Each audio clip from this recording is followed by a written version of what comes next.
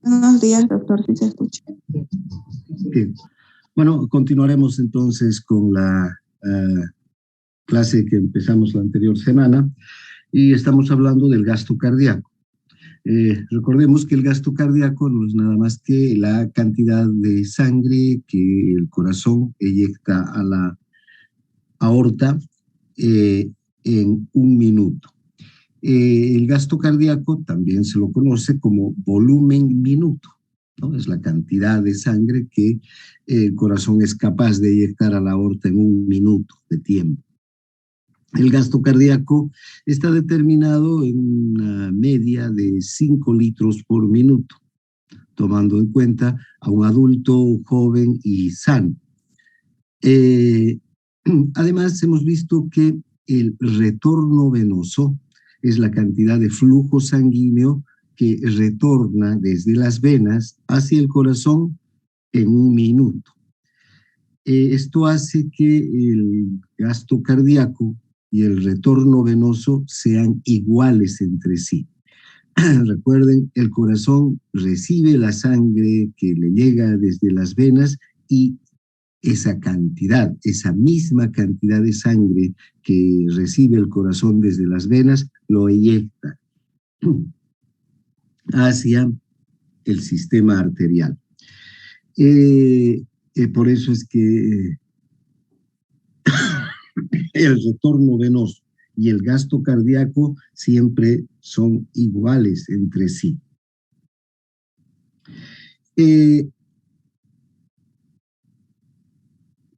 Ahora, hay límites en el gasto cardíaco, es decir, la cantidad que nuestros corazones tienen, la capacidad de bombear, tiene unos límites definidos. En un adulto sano, en un adulto joven, una persona joven, adulta, sana, el gasto cardíaco es de 5 litros por minuto. Sin embargo, el corazón puede bombear una cantidad que le llega desde las venas 2.5 más de lo normal. De estos 5 litros, podemos bombear 2.5 veces más que lo normal. Esto quiere decir que el gasto cardíaco puede llegar hasta 13 litros por minuto. Si ustedes ven estas curvas, ven esta curva verde. Ahora, esta curva tiene dos variables. Uno es la variable la cantidad de sangre, el gasto cardíaco que el corazón eyecta hacia la aorta, vean, en un minuto, y tenemos de 0, 5, 10, 15, 20 y 25 o más litros por minuto. Estos son litros por minuto, cantidad de sangre que el corazón eyecta hacia la aorta y sangre que recibe desde el retorno venoso, ¿no? Que es la misma que va a inyectar hacia la aorta. Y aquí, en el eje de las X, tenemos la presión en la aurícula derecha. Y vean que cuando la presión en la aurícula derecha, hemos dicho ya varias veces, la vamos a cuantificar como 0 milímetros de mercurio. La presión en la aurícula derecha es considerada como un valor de 0 milímetros de mercurio. Cuando la presión en la aurícula derecha es 0 milímetros de mercurio, fíjense la curva verde, la del gasto cardíaco normal, 5 litros por minuto es el gasto cardíaco a 0 milímetros de mercurio en la aurícula derecha. Esto es en reposo, los 5 litros por minuto. Pero hay límites a los que el gasto cardíaco puede llegar hacia arriba. Y observen cómo la curva de gasto cardíaco va aumentando, aumentando, aumentando cada vez que hay un mayor esfuerzo, cada vez que hay una mayor actividad física, por ejemplo, cuando hay más metabolismo en el organismo. Estos tejidos que han entrado en actividad necesitan más flujo sanguíneo y el corazón tiene que aumentar la cantidad de sangre. Y fíjense cómo aumenta el gasto cardíaco, pero varía muy poco la presión en la aurícula derecha. Ahora, el gasto cardíaco va a llegar a límites fisiológicos que el mismo corazón le va a marcar, ¿no? Más allá de estos 13 litros por minuto que estamos viendo aquí, ya un corazón normal de un adulto joven que no es atleta no va a poder bombear más sangre. O sea, es decir, va a llegar a 13 litros por minuto. Esto es en personas que no son atletas. No sé, por ejemplo, entre ustedes que ya son jóvenes, ya han alcanzado su desarrollo, normalmente si en reposo bombean 5 litros por minuto. Si tienen necesidad de hacer un ejercicio intenso, subir gradas, correr, bailar, qué sé yo, cuántas actividades que demandan un esfuerzo máximo, el corazón va a responder bombeando hasta 13 litros por minuto para satisfacer las demandas de los tejidos que han entrado en actividad. Este es entonces la curva del gasto cardíaco normal. Ahora, como ustedes pueden ver, a partir de esta curva del gasto cardíaco normal de adultos jóvenes, sanos, que no son atletas, podemos observar estas otras curvas hacia arriba. Estas curvas que nos muestran que hay individuos y corazones que pueden alcanzar gastos cardíacos altísimos, elevados. Estos son corazones hipereficaces, generalmente de atletas muy bien entrenados, de atletas de alta competición. Incluso hay atletas que pueden llegar hasta 35 litros por minuto de gasto cardíaco. Y como ustedes pueden ver, la presión en la aurícula derecha se mantiene cerca de cero, ¿no? Es prácticamente cero la presión en la aurícula derecha. Aumenta muy poco la presión en la aurícula derecha en el máximo esfuerzo, pero no es un incremento muy grande de la presión. Ahora, por debajo de la curva normal también podemos encontrar otras curvas de corazones hipoefectivos.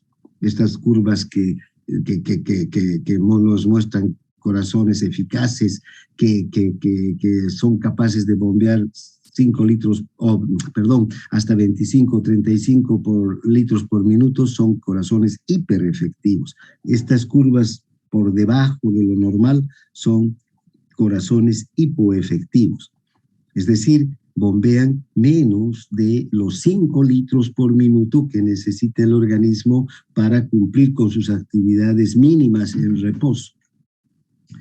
Esto significa que estos corazones que muestran estas curvas hipoefectivas son corazones que tienen diversos grados de insuficiencia cardíaca, que no son capaces de cumplir con su función de bomba. Y vean cómo hay corazones hipoefectivos que pueden ir disminuyendo el gasto cardíaco, en vez de que sea de 4 litros o de 5 litros por minuto, pueden bajar a 4, a 3, o en el caso de este corazón, esta línea roja que ustedes ven, que está ya por debajo de 2 litros por minuto, que ya es el límite letal para el funcionamiento del corazón. Un corazón por debajo de un gasto cardíaco de 2 litros por minuto ya no puede satisfacer las necesidades mínimas de nutrientes que tienen las células, y las células de los diversos tejidos empiezan a entrar en isquemia, a morir, y las células más sensibles, como las del sistema nervioso, de los riñones, son las que primero sufren y mueren. Entonces, con un gasto cardíaco tan bajo. Una persona con un gasto cardíaco, si se mantiene este gasto cardíaco por 5 o 10 minutos, primero empiezan a morir las neuronas, luego empiezan a sufrir las células renales y luego el resto de las células del organismo hasta entrar en un shock cardiogénico, en un shock de bajo gasto y finalmente se sobreviene la muerte del individuo. Fíjense, con un gasto cardíaco tan bajo como el de esta curva roja. Entonces tenemos los tres tipos de curva. Una curva del gasto cardíaco normal, grábense también, así como recuerdan, les dije de la curva de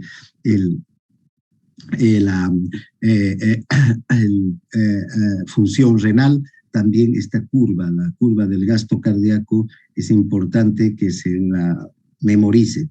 Esta es la curva del gasto cardíaco normal. A 0 milímetros de mercurio de presión en la aurícula derecha, 5 litros de gasto cardíaco por minuto.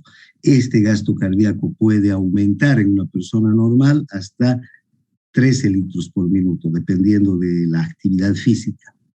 Pero hay corazones hipereficaces que desarrollan esta curva, ¿verdad? Los grandes atletas tienen esta curva, esos atletas de alta competición, ¿no? Y finalmente, en casos de insuficiencia cardíaca, donde el corazón no es suficiente, no cumple con su función de bomba, tenemos estos corazones hipoefectivos donde vamos a tener también una disminución del gasto cardíaco, ¿no? Y puede llegar a un corazón tan débil como el de la curva roja, que ya no sea capaz de bombear la cantidad mínima de sangre que nuestro organismo y nuestras células y nuestros tejidos necesitan para cumplir con su actividad metabólica básica. Bien, entonces aquí los corazones hipereficaces. Vean, generalmente estos corazones hipereficaces van a bombear mucho más de lo normal. Además van a ser corazones más grandes también, así como estos atletas tienen un desarrollo muscular en general mayor que una persona que no es atleta, porque está sometido a un ejercicio permanente. El corazón también crece. Estos son corazones más grandes de estos atletas de alta competición, y son más grandes porque necesitan bombear mayor cantidad de sangre. Por otro lado, estos corazones son sometidos a una permanente estimulación simpática. Un atleta de alta competición está siempre en entrenamiento, siempre en actividad física, muchas horas del día pasa en actividad física. Entonces esta estimulación simpática del corazón aumenta la frecuencia y la fuerza de contracción del corazón durante la actividad física y puede llegar a este nivel de meseta. Estamos viendo aquí, estas son las mesetas, la meseta del normal es 13 litros por minuto, de hasta 25 litros por minuto.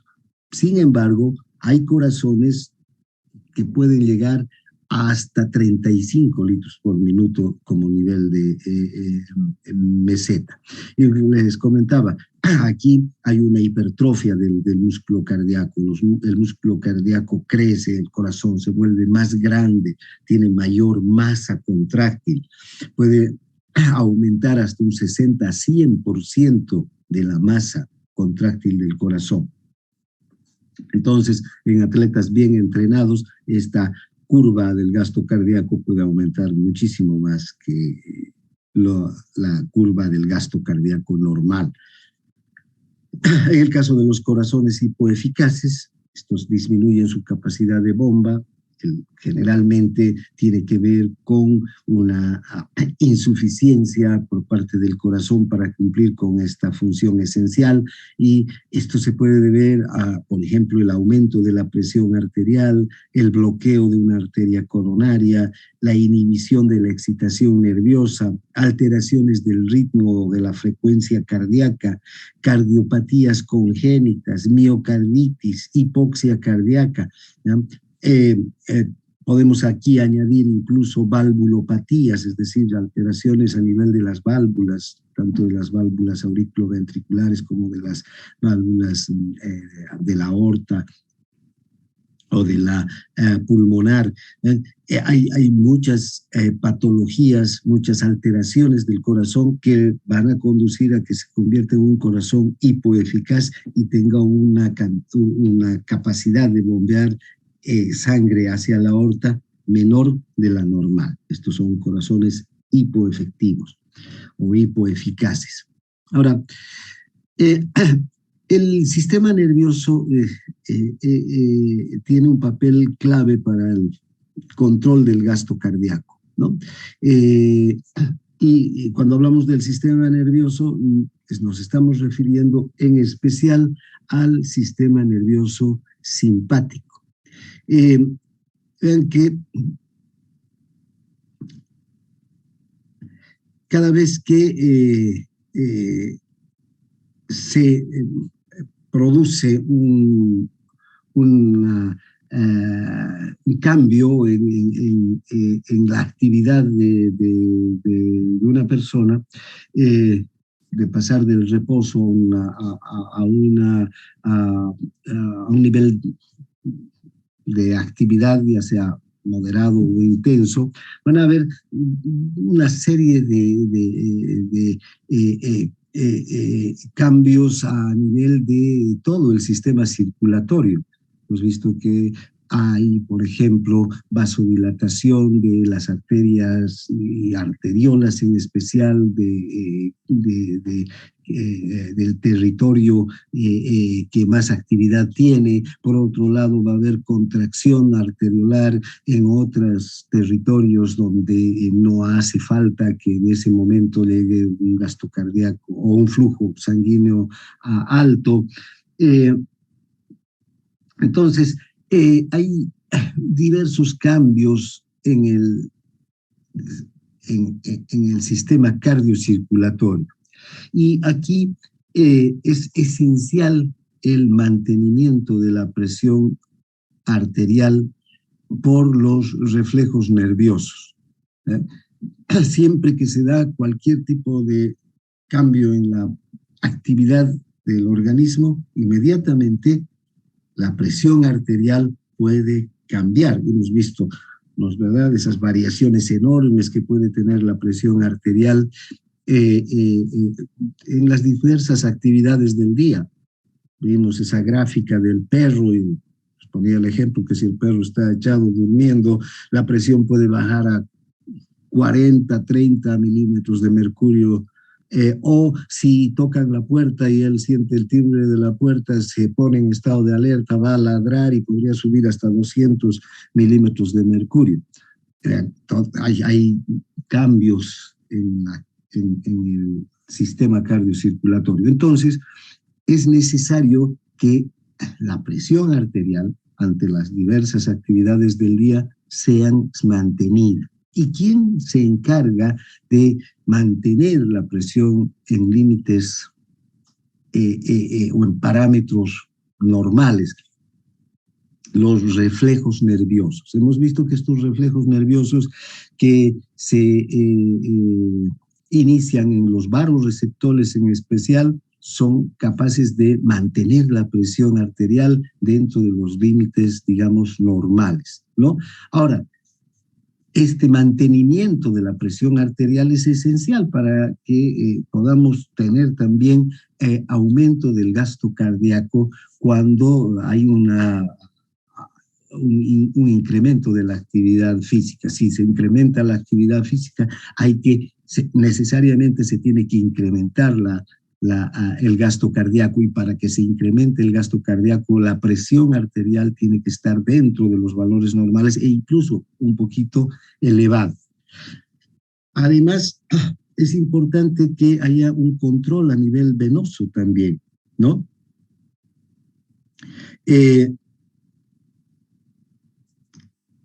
Tiene que haber un mayor retorno venoso.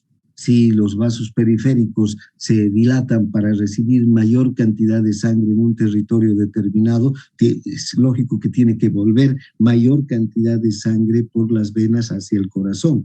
Entonces, va a aumentar el retorno venoso y va a aumentar el gasto cardíaco.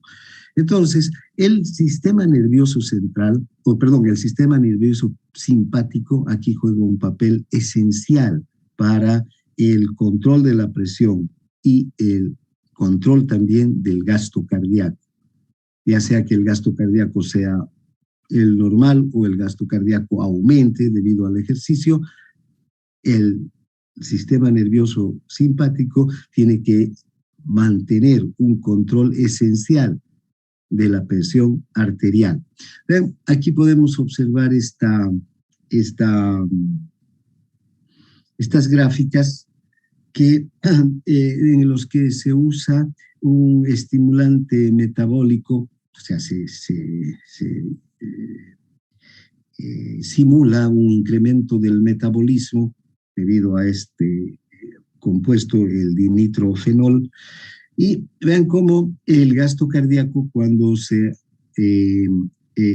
utiliza el dinitrofenol en personas que tienen el control de la presión arterial, el gasto cardíaco aumenta. Personas que esta línea punteada es la presión arterial. Si está el control de la presión arterial normal, digamos, ¿no? ¿Ya? La presión arterial va a aumentar un poquito, gracias al dinitrofenol también, pero lo que más va a aumentar es el gasto cardíaco, porque ha aumentado el metabolismo.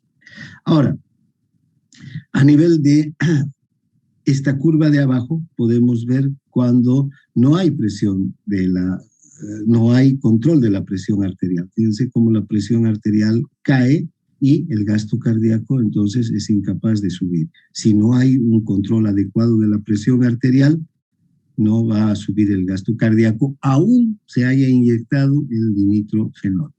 Esto nos muestra que el control de la presión arterial por el sistema nervioso simpático es esencial para que suba o baje el gasto cardíaco, para el control del gasto cardíaco. Bien, ahora, el sistema nervioso actúa para aumentar la presión arterial durante el ejercicio. Cuando nosotros entramos entonces en ejercicio, los músculos aumentan su metabolismo, necesitan mayor cantidad de oxígeno, necesitan mayor cantidad de nutrientes y necesitan un mayor flujo sanguíneo. Ahora, a nivel muscular se produce un descenso importante de la resistencia periférica total. Esto produciría una reducción de la presión arterial, ¿ya? Porque, vean, si todos los músculos entran en actividad, hemos dicho que el flujo sanguíneo está controlado por cada territorio, por cada tejido. Si todos los músculos entran en actividad, entonces prácticamente la mayor parte de las arteriolas que llevan sangre hacia los músculos se van a tener que dilatar, porque necesariamente va a aumentar el flujo sanguíneo hacia estos músculos en actividad.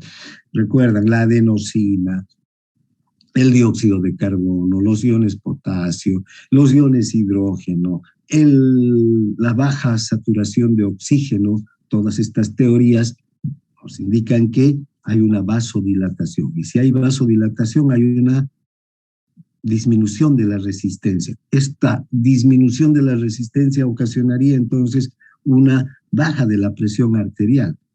Entonces, vean, en ese momento, cuando entramos en actividad y los músculos empiezan también a entrar en actividad, se envían señales a los centros nerviosos autónomos para provocar la actividad circulatoria.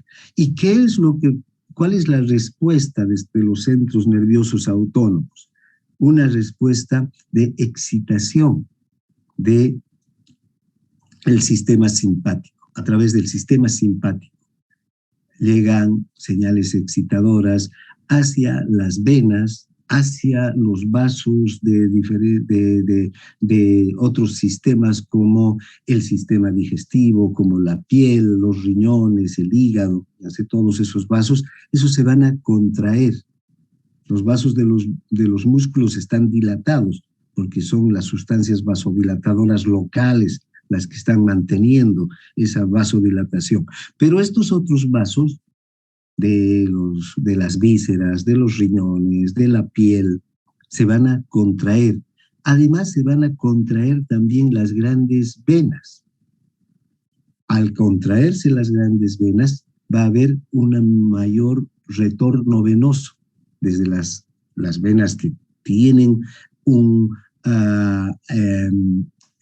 depósito, que tienen un almacenamiento de sangre, ¿vean? Van a contraerse, y ese excedente de sangre que está como depósito, como almacenamiento, va a dirigirse ¿hacia dónde? Hacia el corazón, aumentando el retorno venoso. Bien, además va a disminuir el flujo sanguíneo, desde luego, hacia los órganos que en este momento no requieren de un flujo sanguíneo alto. Todo se va a direccionar hacia los músculos, hacia el corazón, hacia el cerebro. Además, vean, otra cosa interesante es que esta estimulación simpática aumenta la frecuencia cardíaca y aumenta la fuerza de contracción. Y si aumenta la frecuencia cardíaca y si aumenta la fuerza de contracción, va a contribuir además a aumentar más todavía el gasto cardíaco. Y aumenta en general la presión arterial y el flujo sanguíneo hacia los músculos. ¿Ven? Si aumenta la presión arterial, aumenta la presión en la arteria aorta, en las grandes arterias y en las arterias que se están dirigiendo hacia los músculos, va a aumentar el flujo sanguíneo. Si aumenta la presión, aumenta el flujo, aumenta el volumen. Y estas arteriolas que están dilatadas, en cambio, en los músculos, van a recibir una mayor cantidad de sangre que la que normalmente recibirían. Fíjense todos estos mecanismos que se producen en el sistema circulatorio para aumentar el flujo sanguíneo hacia los músculos que están en actividad. Estos mecanismos entonces involucran un aumento de la presión arterial. La presión arterial, cuando entramos en ejercicio, tiene que aumentar por encima de lo normal, ¿no? Y esto, a su vez, va a aumentar el gasto cardíaco, porque va a aumentar el retorno venoso. Bien. Ahora, pueden haber situaciones en las que se produzca una elevación y una disminución patológica del gasto cardíaco. ¿En qué oportunidades se produce un aumento del gasto cardíaco? Puede haber un aumento del gasto cardíaco provocado por una reducción de la resistencia periférica total. El beriberi es una enfermedad que se produce por una deficiencia de una vitamina, de la tiamina. Entonces, esta deficiencia, esta enfermedad disminuye la capacidad de los tejidos de usar nutrientes. Y si los tejidos no utilizan nutrientes, ¿qué va a ocurrir? Van a necesariamente aumentar el gasto cardíaco. Los tejidos van a empezar a sufrir por falta de nutrientes y va a haber una vasodilatación. ¿Recuerdan? También se produce vasodilatación no solamente por un descenso de la concentración o de la saturación de oxígeno, sino por ausencia de los nutrientes. Si hay ausencia de nutrientes, entre ellos vitaminas, va a haber una vasodilatación y va a aumentar el gasto cardíaco. También una fístula arteriovenosa. Si hay un cortocircuito arteriovenoso entre la pulmonar y las venas pulmonares, la arteria y las venas pulmonares. Vean, aquí se va a mezclar la sangre y va a pasar una sangre no oxigenada directamente de la arteria hacia la vena pulmonar, y esta sangre no oxigenada va a llegar al ventrículo izquierdo y va a salir hacia la circulación, hacia la aorta, una sangre con una menor saturación de oxígeno. Entonces, también los tejidos van a notar esta falta de oxígeno y va a haber una vasodilatación, solo por la falta de oxígeno. El hipertiroidismo, que es una enfermedad de la tiroides, un exceso en la producción de la hormona tiroidea, produce un aumento del metabolismo hasta el 100%. ¿Ya? Y si aumenta el metabolismo en los tejidos, no porque la persona corra ni haga ejercicio, sino por la actividad de la hormona tiroidea que incrementa el metabolismo a nivel de todos los tejidos, entonces va a haber una mayor utilización de oxígeno, una mayor utilización de nutrientes por los tejidos, y también va a aumentar el retorno venoso y el gasto cardíaco. Vean, puede aumentar entre 40 a 80% el retorno venoso y el gasto cardíaco, casi como de una persona que está en permanente actividad física. Aunque la persona, el hipertiroideo, esté en reposo, aunque esté echado, va a tener un gasto cardíaco similar al de un individuo que está corriendo. La anemia también va a aumentar el gasto cardíaco. Ya hemos visto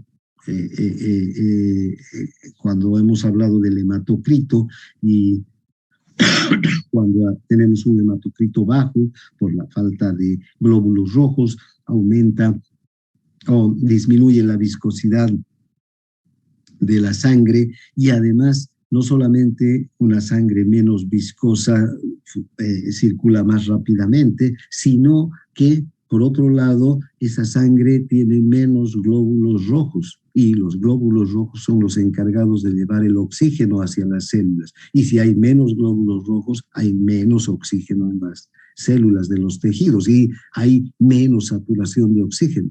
Entonces se produce vasodilatación también y aumento del gasto cardíaco. Bien.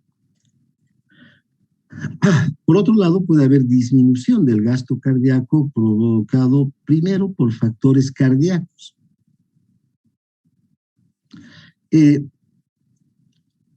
Un bloqueo importante de los vasos sanguíneos coronarios va a conducir a un infarto del miocardio, y si hay infarto del miocardio, el corazón va a disminuir enormemente su función de bomba. Puede bajar hasta un gasto cardíaco de 2 litros por minuto, ¿no? De hecho, durante un infarto, una persona se desmaya, pierde el conocimiento. ¿Por qué? Porque disminuye el gasto cardíaco. El corazón se ve tan afectado por la lesión que apenas bombea sangre hacia la aorta, y esa cantidad de gasto cardíaco es insuficiente para, por ejemplo, mantener a las células del cerebro, las neuronas del cerebro activas. Entonces, lo primero que sucede en un individuo que tiene un infarto, y si el infarto incluye una zona extensa del corazón, lo primero que va a ocurrir es un desvanecimiento, va a perder el conocimiento porque no está llegando ya sangre hacia el corazón. La valvulopatía grave también, es decir, las enfermedades valvulares, una insuficiencia mitral, una insuficiencia aórtica, pueden provocar una disminución muy, muy intensa del gasto cardíaco, muy importante del gasto cardíaco. La miocarditis, también una infección del corazón, daña al tejido cardíaco y este es incapaz de contraerse con la fuerza necesaria, y apenas, vean, tiene una fuerza para impulsar muy poca cantidad de sangre hacia la aorta, baja el gasto cardíaco. El taponamiento cardíaco también puede bajar, y alteraciones metabólicas en general a nivel del corazón, no estamos hablando de alteraciones metabólicas del organismo, sino la alteración del metabolismo del corazón falta de producción de ATP a nivel del propio músculo cardíaco, va a hacer que este no tenga la energía necesaria para impulsar la sangre hacia la aorta. Si disminuye demasiado el gasto cardíaco, todos los tejidos empiezan a sufrir una deficiencia nutricional. Los primeros son, como les decía ya hace un momento, el sistema nervioso, luego el riñón, luego los tejidos, la retina también es muy sensible a las disminuciones de oxígeno, ¿verdad? Y de hecho, estos son los tejidos que sufren primero y que pueden morir también primero, ¿no?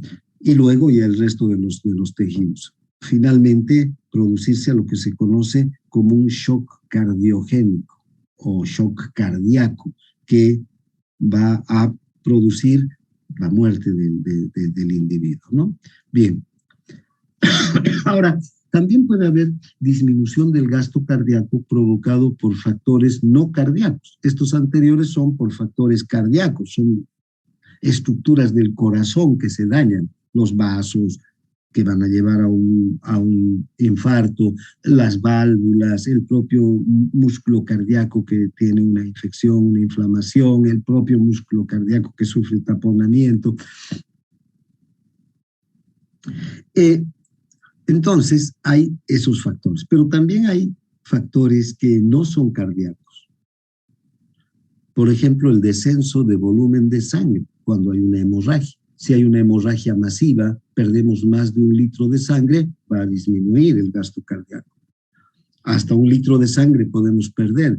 El sistema circulatorio exprime sangre de las venas, del hígado, de los pulmones, del vaso, ¿verdad? Para compensar esa pérdida de sangre y mantener el gasto cardíaco en 5 litros por minuto. Para eso tenemos esa sangre adicional. O sea, no solo para eso, sino para, por ejemplo, cuando estamos en ejercicio, aumenta el gasto cardíaco, ¿no es verdad? Pero cuando perdemos sangre y para mantener el gasto cardíaco, necesariamente el organismo recurre a esta sangre adicional. Hay una fuerte estimulación simpática para exprimir la sangre de todas las venas, del hígado, de los pulmones, del vaso, de todos los sitios donde hay una reserva de sangre. Entonces, siempre que desciende el volumen de sangre, desciende el gasto cardíaco.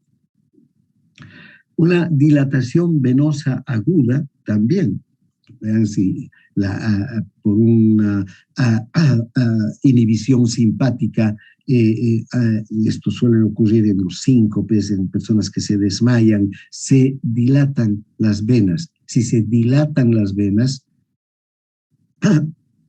el retorno venoso disminuye, porque para que aumente el gasto cardíaco tienen que contraerse las venas. Siempre que hemos hablado de que aumente el gasto cardíaco, el sistema simpático contribuye a una contracción venosa y al contraerse las venas aumenta el retorno venoso. Si hay una dilatación venosa, lo contrario, hay un estancamiento de la sangre en las venas. Y al no volver la sangre desde las venas hacia el corazón o al disminuir el retorno de la sangre desde las venas hacia el corazón, vamos a tener en consecuencia una disminución del gasto cardíaco. También puede haber obstrucción de las grandes venas por tumores, por compresiones. También, si hay una disminución del calibre del vaso, va a haber una disminución del flujo y va a haber una disminución del retorno venoso y del gasto cardíaco. Una reducción de la masa tisular, como cuando hay una atrofia, por ejemplo, en personas que han sufrido alguna enfermedad, un accidente que les obliga a mantenerse en cama, tienen una parálisis y no pueden moverse, los músculos de estas personas empiezan a atrofiar todo el sistema muscular. Y hemos visto este proceso de atrofia que sufren los músculos, incluso pueden llegar a desaparecer las proteínas contráctiles y ser sustituidas por tejido fibroso en un grado extremo ya de atrofia muscular. Entonces baja la masa muscular. Los músculos son una importante parte de la masa corporal. Cuanto mayor musculatura tiene un individuo, mayor masa corporal va a tener. Cuanto menos musculatura tiene un individuo, menos masa muscular va a tener, o menos masa corporal va a tener en general. Y ya sabemos que cuanto mayor es la masa corporal, más gasto cardíaco necesita un organismo, y cuanto menos masa corporal, menos gasto cardíaco. Disminuye el gasto cardíaco entonces en individuos con estas situaciones. También en el envejecimiento, ya hemos hablado de que durante el envejecimiento, por ejemplo, el índice cardíaco llega a 2 litros por metro cuadrado de superficie corporal por minuto. Entonces hay una disminución enorme del gasto cardíaco durante el envejecimiento. También cuando hay una reducción del ritmo metabólico de los tejidos, cuando hay un reposo prolongado en cama, esto obliga a que el metabolismo basal se mantenga por mucho tiempo y no haya un incremento del metabolismo. Normalmente, vean, nosotros dormimos 8 horas, pero nos levantamos y aunque hablamos del reposo, el estar en reposo es la menos cantidad de tiempo de las 24 horas. En general estamos o hablando, o caminando, o haciendo alguna actividad, ¿no? Y no reposando en cama. Un enfermo que está obligado a estar 2, 3, 4, 5 semanas en cama, vean, el gasto cardíaco disminuye en ese individuo.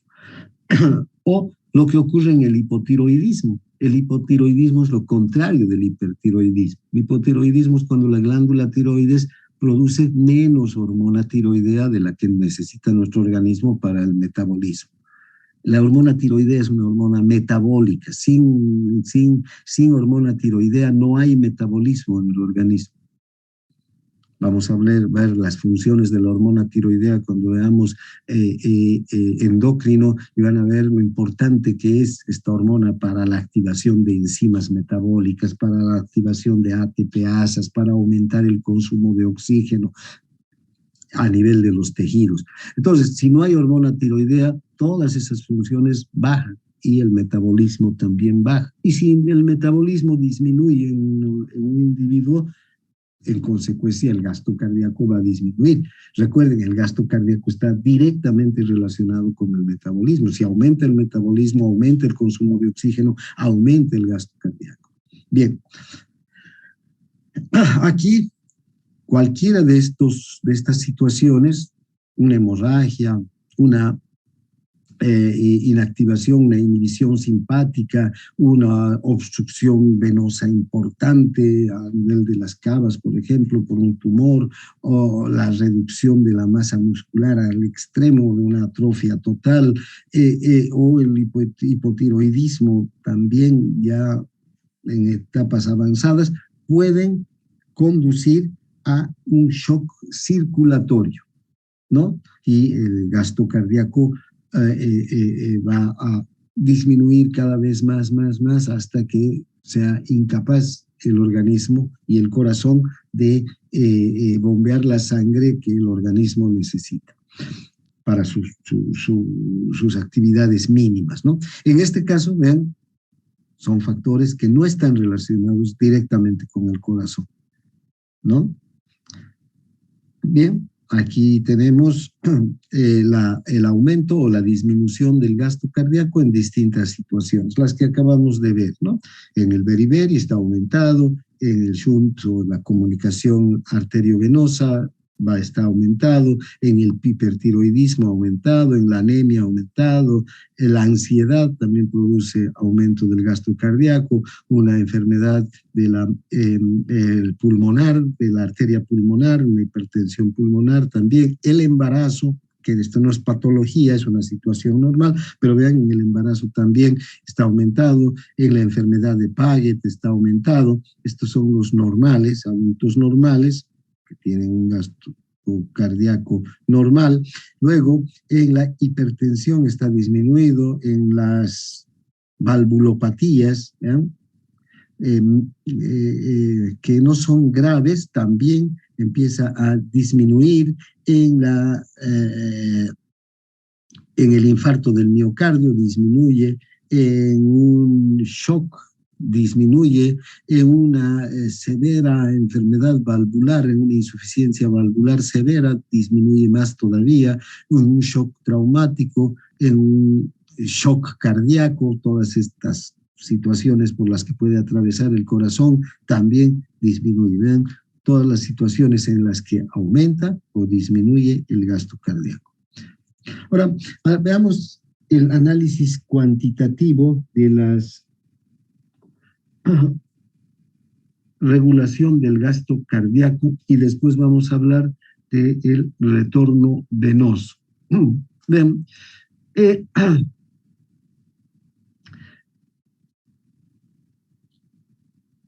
el gasto cardíaco entonces es igual al retorno venoso, la misma cantidad que retorna, la misma cantidad de sangre que retorna al corazón desde las venas va a ser bombeada desde el corazón hacia las arterias. Ahora,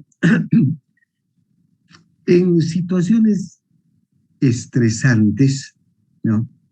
Cuando tiene que haber un incremento rápido del gasto cardíaco,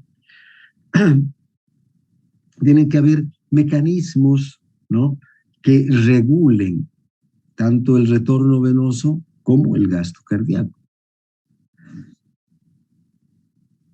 También en situaciones como la insuficiencia cardíaca, un corazón que hasta este momento es suficiente, puede empezar a disminuir su función de bomba, y al disminuir su función de bomba va a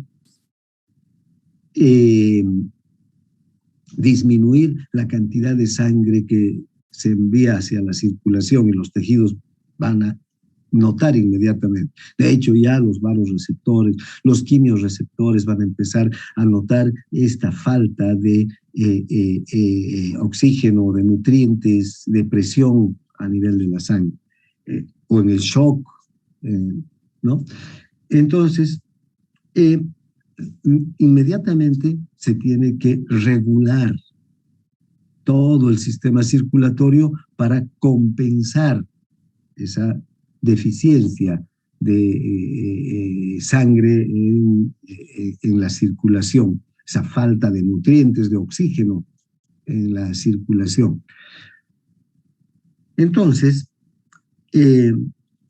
los factores más importantes entonces que regulan el gasto cardíaco en estos cambios, por una parte son la capacidad de bomba que tiene el corazón y que está representado por las curvas del gasto cardíaco. Y el otro factor son los factores periféricos que afectan al flujo de sangre desde las venas hacia el corazón y está representado por las curvas de retorno venoso. Bien, esta es la curva de gasto cardíaco. Fíjense, aquí, si ustedes observan, esta curva de aquí es la curva de gasto cardíaco normal, ¿sí? Ahora, esta curva de gasto cardíaco normal, perdón, sí, esta, ¿no? Esta es la curva de gasto cardíaco. Nos muestra que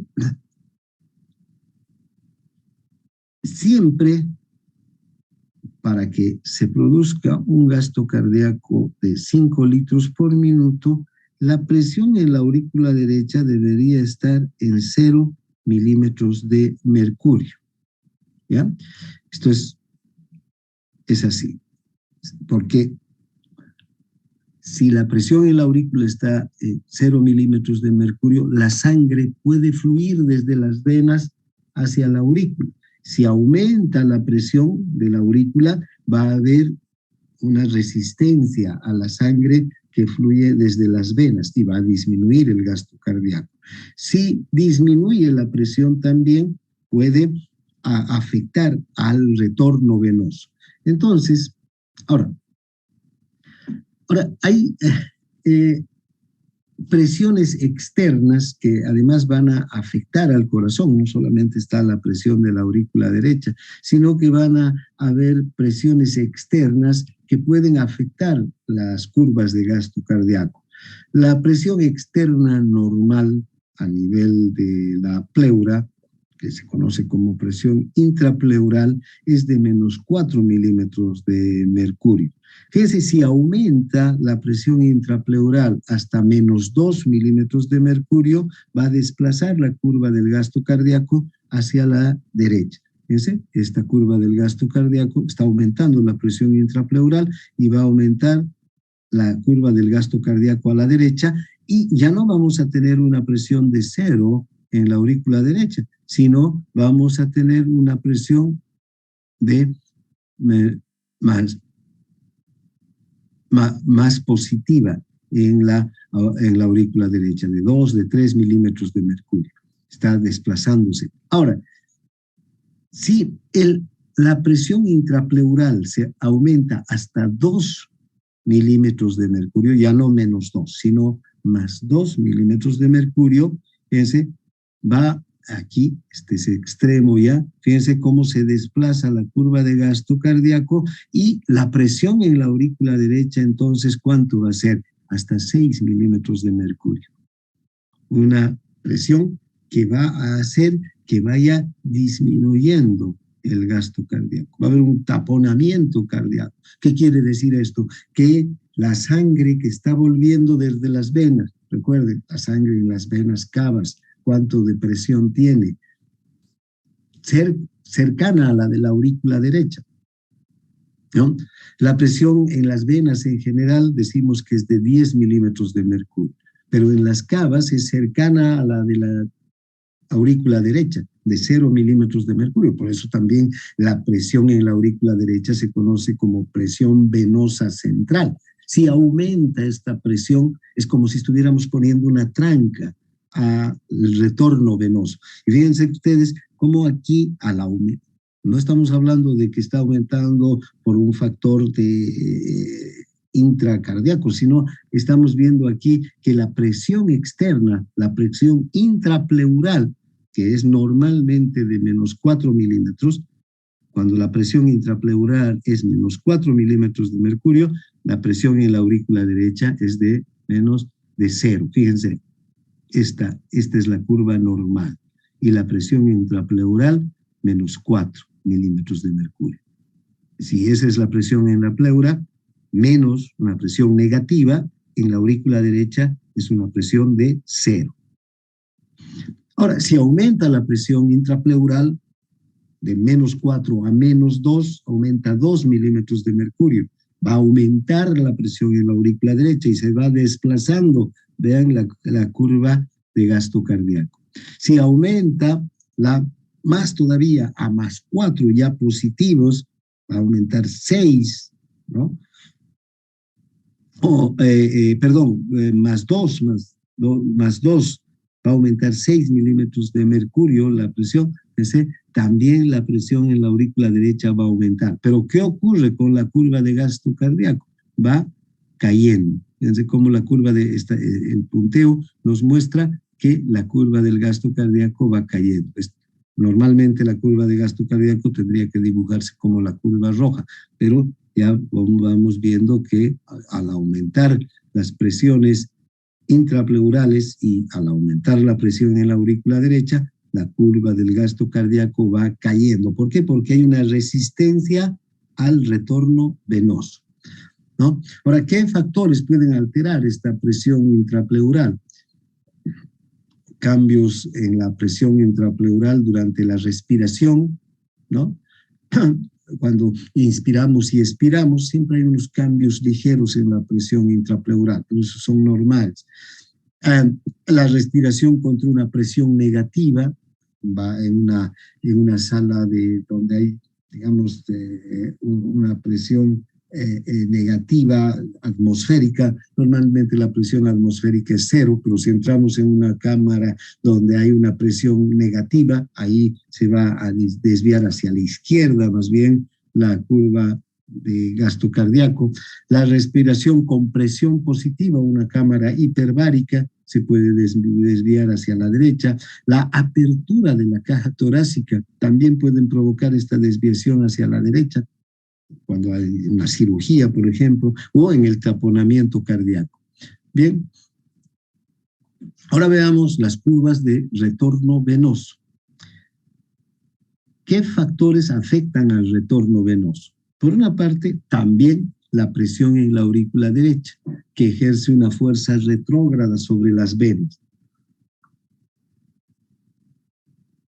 Esta presión de la aurícula derecha de 0 milímetros de mercurio hace que la sangre, vean, fluya desde las venas que tienen una presión de 10 milímetros de mercurio hacia una presión de 0. Hay una gradiente de presión que se tiene que mantener. Luego está el grado de llenado de la circulación sistémica o presión media de llenado sistémico, que también obliga a la sangre a volver al corazón. Esta presión media de llenado sistémico, ya les decía el otro día, es la presión que se produciría en el caso en el que el corazón deje de latir. Un minuto o un segundo antes de que el corazón deja de latir, se para, porque recuerden, el corazón es el que genera la presión para el impulso de la sangre. Un segundo antes de que el corazón se pare, vamos a hacer una... En la aorta tenemos 100 milímetros de mercurio, la presión media. En las arteriolas, 35 milímetros de mercurio. En los capilares, 17 milímetros de mercurio. En las venas, 10 milímetros de mercurio. Y en las grandes venas y en la aurícula derecha, 0 milímetros de mercurio. Entonces, la sangre circula en este sentido, gracias a este gradiente de presión.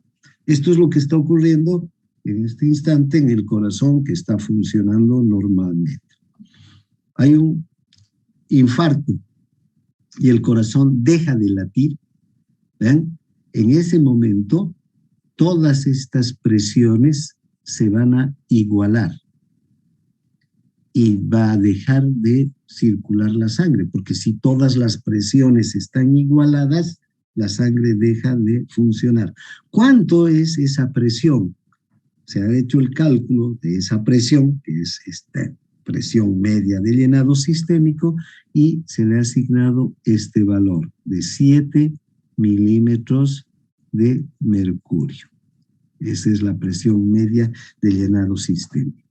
Esta es una presión importante que hay que tomarla en cuenta porque también obliga a la sangre a volver hacia el corazón. Porque vean, si es 7 milímetros de mercurio, tenemos la presión media de llenado sistémico, 0 tiene el corazón, entonces va a volver la sangre hacia el corazón gracias a esta presión media de llenado sistémico. Entonces, esta presión media de llenado sistémico además puede cambiar, puede ya en el individuo sano, en el individuo o en el individuo vivo, ¿no? En el corazón funcionando, puede cambiar, puede disminuir o puede aumentar la presión media de llenado sistémico. Luego está la resistencia al flujo sanguíneo entre los vasos periféricos y la aurícula derecha. Hay una resistencia, ¿no? Y que está dado por la dilatación o la contracción de los vasos periféricos. Bien, ahora, por eso es resistencia al flujo sanguíneo por parte de los vasos. Cuanto mayor contracción haya, bueno, puede haber mayor resistencia, ¿no?, en los vasos periféricos a la circulación de la sangre hacia la aurícula derecha. Bien, entonces, ahora tomando en cuenta estos valores, veamos la curva de retorno venoso. Fíjense, esta es la curva de retorno venoso. Si observan, la curva de retorno venoso, tenemos que está dada, dice, por una parte, la presión en la aurícula derecha. Sabemos que la presión en la aurícula derecha es 0 y en 0 de presión en la aurícula derecha tenemos un retorno venoso de 5 litros por minuto. Por otro lado, está la presión media de llenado sistémico, que como hemos visto tiene un valor de 7. Entonces, una curva de retorno venoso nos muestra, ¿no?, desde 7 milímetros de mercurio, justo 5 litros por minuto. Aquí está el retorno venoso en litros por minuto, esto en milímetros de mercurio, ¿no? ¿Vean? Entonces, en 5 litros por minuto, y luego la meseta, ¿no? Entonces, vean, esta curva también se refiere a la presión en la aurícula derecha. Ahora, fíjense qué interesante que es esto. El retorno venoso puede disminuir si se aplica la fuerza retrógrada de la presión auricular en ascenso sobre las venas de la circulación sistémica. ¿Qué sucede si disminuye la presión media de llenado sistémico? Es decir, si disminuye a 4, partimos de aquí y se va a dibujar una curva de retorno venoso más o menos así. Y entonces vamos a ver que va a disminuir el retorno venoso. Fíjense, está disminuyendo el retorno venoso. Si subimos a 0 milímetros de mercurio la presión en la aurícula derecha, va a disminuir a 3 litros por minuto. ¿Qué sucede si aumenta la presión media de llenado sistémico a 10? Entonces se va a dibujar una curva más o menos así, ¿no? Así. Y si observamos, en 0 milímetros de mercurio, vamos a tener que el gasto o el retorno venoso va a aumentar de 5, por decir, a 10. Y la presión media había aumentado a 10, 12 milímetros de mercurio. Si aumenta la presión media de llenado sistémico, siempre y cuando esto se mantenga la presión en la aurícula derecha en 0. ¿Sí? Ahora, es interesante, estas presiones arteriales y venosas que mantienen la circulación de la sangre, es decir, que la sangre circule desde las arterias hacia las venas, están en equilibrio cuando cesa todo el flujo de la circulación en presiones de 7 milímetros de mercurio, que es la presión media de llenado sistémico, ¿no? Y esta presión media de llenado sistémico va a ser tomada en cuenta para determinar si hay un mayor o un menor retorno venoso. Fíjense cómo influye en el dibujo, en la gráfica del retorno venoso. La cuantificación de la presión en la aurícula derecha y la presión de llenado sistémico nos va a determinar cuánto de sangre retorna. Ahora, una cosa que suele ocurrir es que aumente la presión en la aurícula derecha. Si aumenta la presión en la aurícula derecha a +2, ¿vean? ¿Qué va a ocurrir? La distancia entre la presión media de llenado circulatorio y la presión en la aurícula derecha se ha acortado. La gradiente de presión es menor. Y entonces, ¿cuánto será el retorno venoso? también va a ser menor. Aquí no es que ha disminuido la presión media de llenado sistémico, sino está aumentando la presión en la aurícula derecha. Si aumenta la presión en la aurícula derecha, fíjense cómo disminuye el retorno venoso. Hay una resistencia a la circulación de la sangre desde las venas hacia el corazón, ¿no? Si aumenta más todavía la presión en la aurícula derecha, a 4, vayamos a 4, y se mantiene la presión media de llenado sistémico, va a disminuir más todavía el retorno venoso. ¿Y qué sucede si aumenta más todavía la presión en la aurícula derecha? El retorno venoso disminuye más todavía, manteniéndose la presión media de llenado sistémico en 7. Y finalmente, si la presión en la aurícula derecha llega a 7 y la presión media también es 7, ¿qué va a ocurrir? Va a dejar de circular la sangre. O sea, ya no va a poder volver la sangre hacia el corazón. No hay gradiente de presión. No hay esa gradiente de presión que impulse, que mueva la sangre desde las venas hacia el corazón. Y el retorno venoso se reduce a 0. Y si el retorno venoso es 0, el gasto cardíaco también es 0. Entonces, fíjense, estos valores determinan entonces la curva normal del retorno venoso.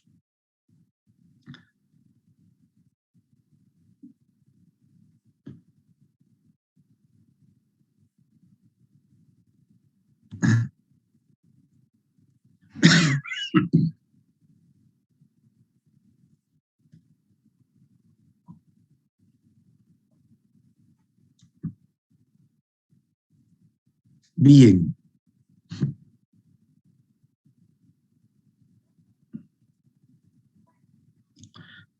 Ahora,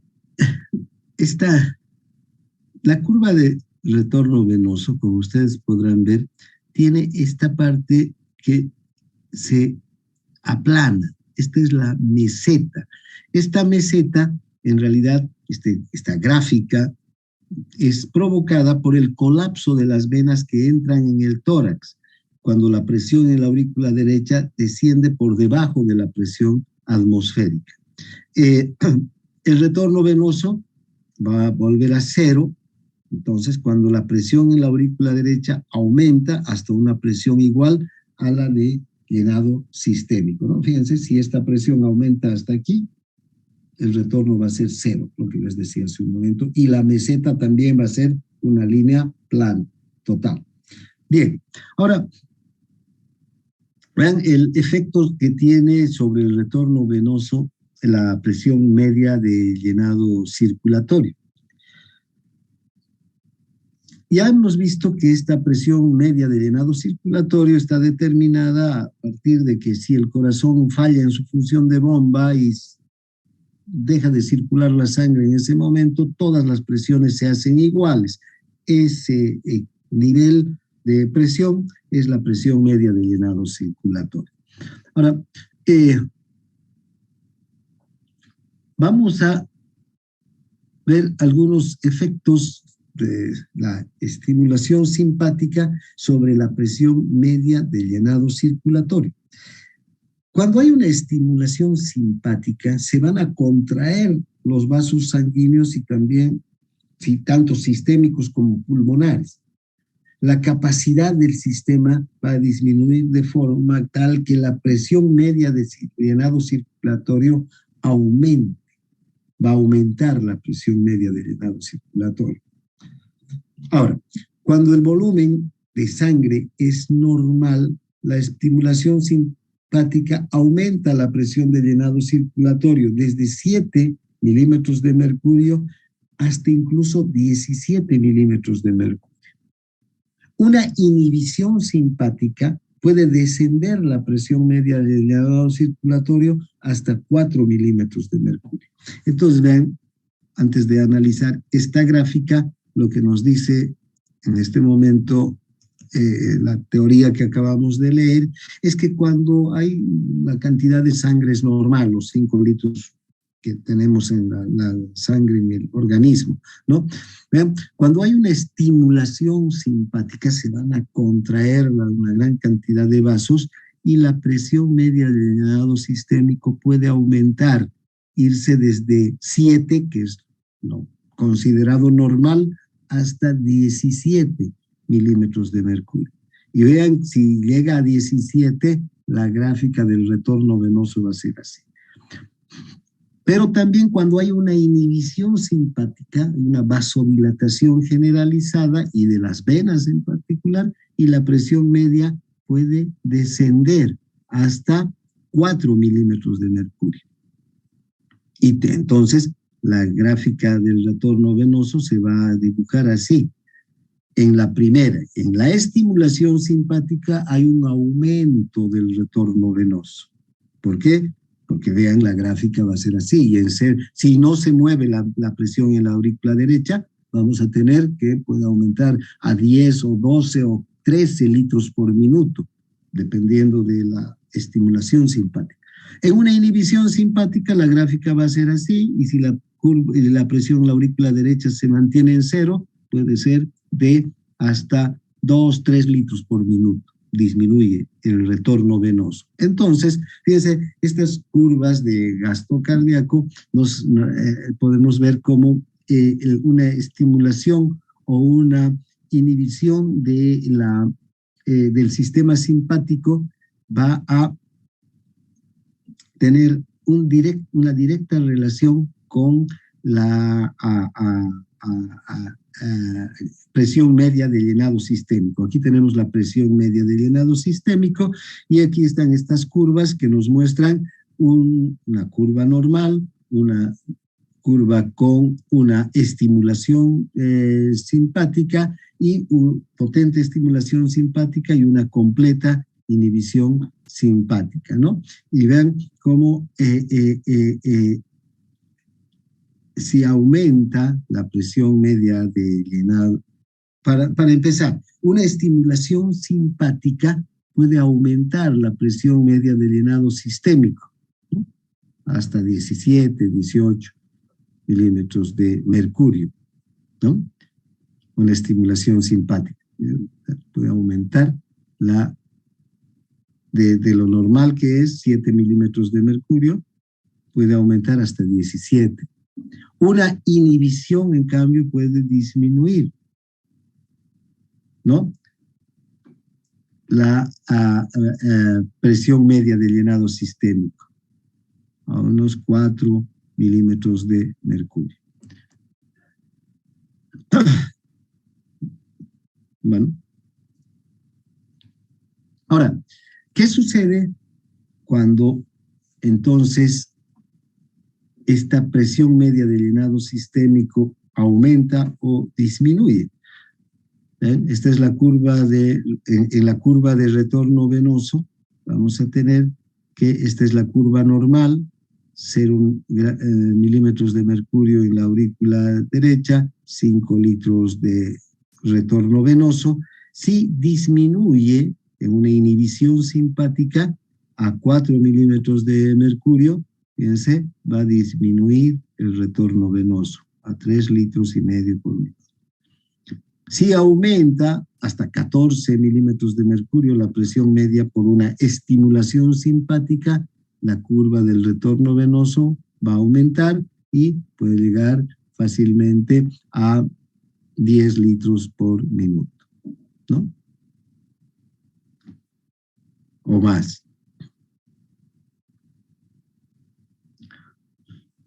Ahora, es necesario que haya una gradiente de presión para el retorno venoso. Si no hay gradiente de presión, el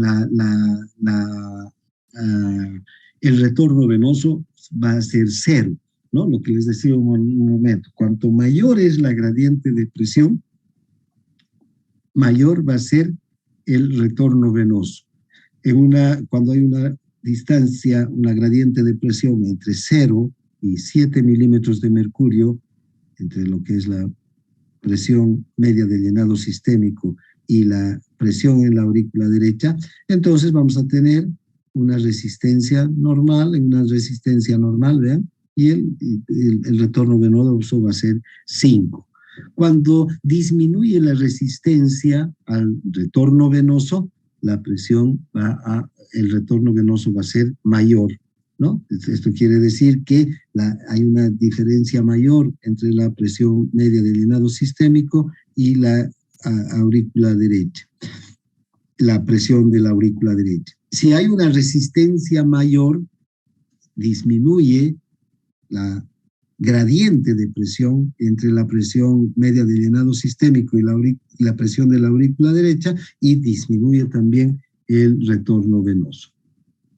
Entonces, cuanto mayor es la diferencia entre la presión media del llenado sistémica y la presión en la aurícula derecha, mayor es el retorno venoso, ¿sí? Y cuanto menor es esta diferencia, menor es el retorno venoso. Eso está claro en las curvas del retorno venoso, ¿no? Bien, aquí podemos ver ahora a las dos curvas. Esta es la curva de retorno venoso y esta es la curva de gasto cardíaco. ¿Ven?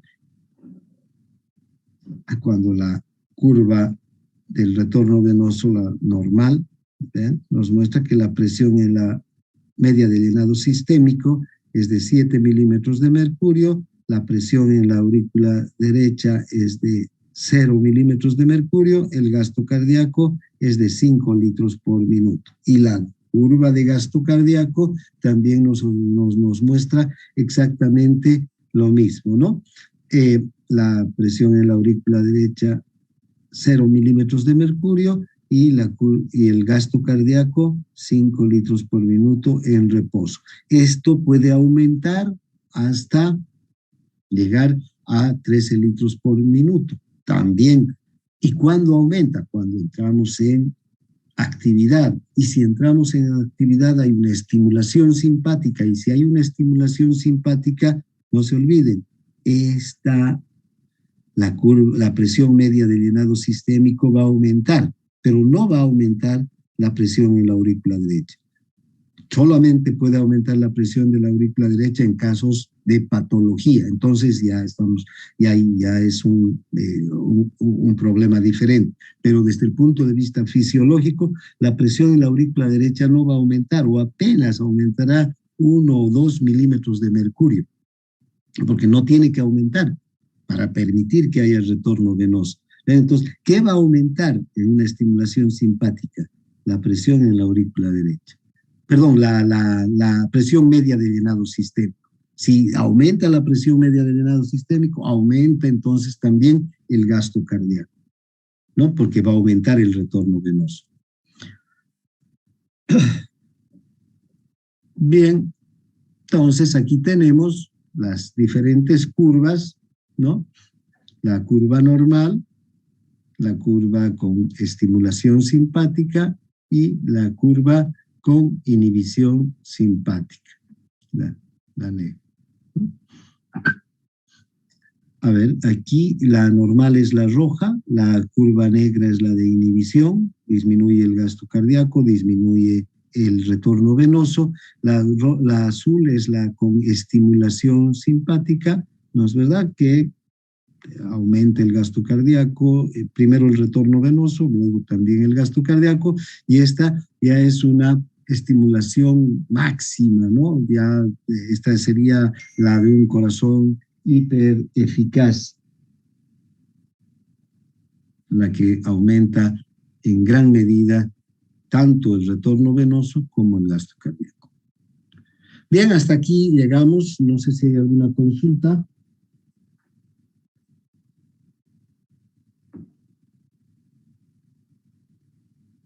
Si no hay, aquí quedamos y nos vemos en práctica.